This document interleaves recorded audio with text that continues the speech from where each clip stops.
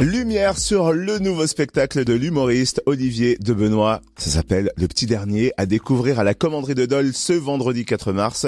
Pour qui n'aurait pas remarqué, à chaque fois qu'il a un enfant, il fait un one-man show. Et comme il en a eu un quatrième, eh bien, il revient sur scène. Ma femme a mis au monde un quatrième enfant. J'ai absolument tenu à être là pour l'accouchement. Comme j'avais pas été là à la conception, ça me gênait. Les aînés, vous êtes des prototypes. Si nous les parents on fait d'autres enfants après l'aîné, c'est qu'on veut pas rester sur un échec. Est-ce que c'est vrai que dans les faux jumeaux, quand il y a un roux, on l'appelle le roux de secours? C'est vrai, Théoba? Ça pourrait. Moi, j'ai un aîné qui est un ado. Alors comment on reconnaît un ado? Déjà, il divise sa journée en différentes activités. Le sommeil qui occupe 60% de son temps et le réveil qui occupe les 40% restants. Un chien peut comprendre jusqu'à 160 mots. Lui, tu lui dis non, tu sens que c'est compliqué. Et ce n'est qu'un extrait. Olivier de Benoît est notre invité. Bonjour. Bonjour. C'est vrai qu'on est très heureux de vous retrouver en Bourgogne-Franche-Comté. D'ailleurs, vous devez connaître la région. Il me semble que vos parents viennent de Bourgogne, mais de quel coin? Alors en fait c'est plus au sud puisque c'est Bourgogne Sud, c'est plutôt du côté de Mâcon. Donc effectivement je connais bien la Bourgogne et voilà. Et c'est vrai que alors, maintenant c'est devenu une région tellement grande que c'est pas combien c'est 300-400 km de bas en haut.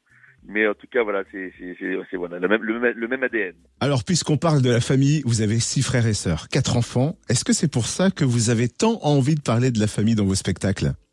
Oui, parce qu'en fait c'est un sujet très fédérateur. Voilà, c'est un sujet qui rassemble, ça parle à tout le monde, la famille. Donc c'est vrai que quand on arrive sur scène et qu'on parle de ces sujets-là, on fait rire de manière très large. Et comme moi je suis obsédé par l'idée de faire rire tout le monde, eh bien voilà, c'est un sujet qui marche. Et voilà, après c'est la façon dont vous traitez le sujet, les angles originaux qui font que ça c'est de la nouveauté. Moi je traite beaucoup le sujet sur les enfants et les thèmes sont effectivement originaux, comme voilà, j'étudie les pleurs de mon bébé que je fais écouter au public pour leur expliquer, est-ce que j'ai enregistré le pleur de mon bébé pour expliquer voilà ce qu'il veut dire, ou alors les tutos sur le bouche-bébé, sur le tire-lait, ou alors la place de l'enfant dans la famille, ça marche très bien, savoir voilà quelle est la place de l'enfant dans la famille.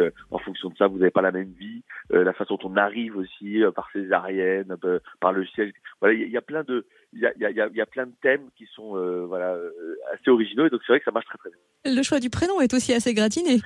Le choix du prénom est très gratiné, oui, exactement. C'est vrai que j'ai oublié le choix du prénom.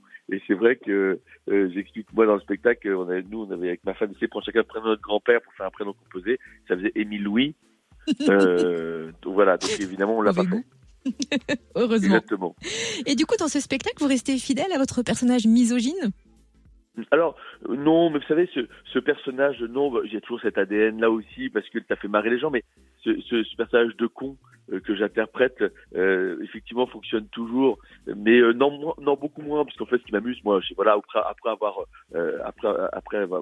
traité de ma femme, ma belle-mère, je suis parti sur les enfants, mais à chaque fois voilà, je caractérise pas mon personnage de misogyne du tout, c'est un con face à plein de situations différentes, qui a un regard totalement débile et qui du coup fait rire. Voilà. Dans ce spectacle, vous êtes le pire père au monde. Mais dans la vraie vie, est-ce que vous êtes plutôt papa poule, papa cool ou papa tu saoules? Je dirais papa cool, donc peut-être très cool. Trop cool peut-être. Du coup voilà, c'est la lâcheté, souvent le père trop cool, c'est celui qui est lâche, donc il laisse l'autorité à la mère, comme ça lui, il a l'impression qu'on va plus l'aimer. En tout cas, on aime par-dessus tout votre humour. Alors on sera au rendez-vous vendredi 4 mars à la Commanderie à Dole. Et votre tournée passera aussi par le Grand Chœur Salle de Besançon le 6 octobre. Merci d'avoir été avec nous, Olivier de Benoît. Merci de cette invitation.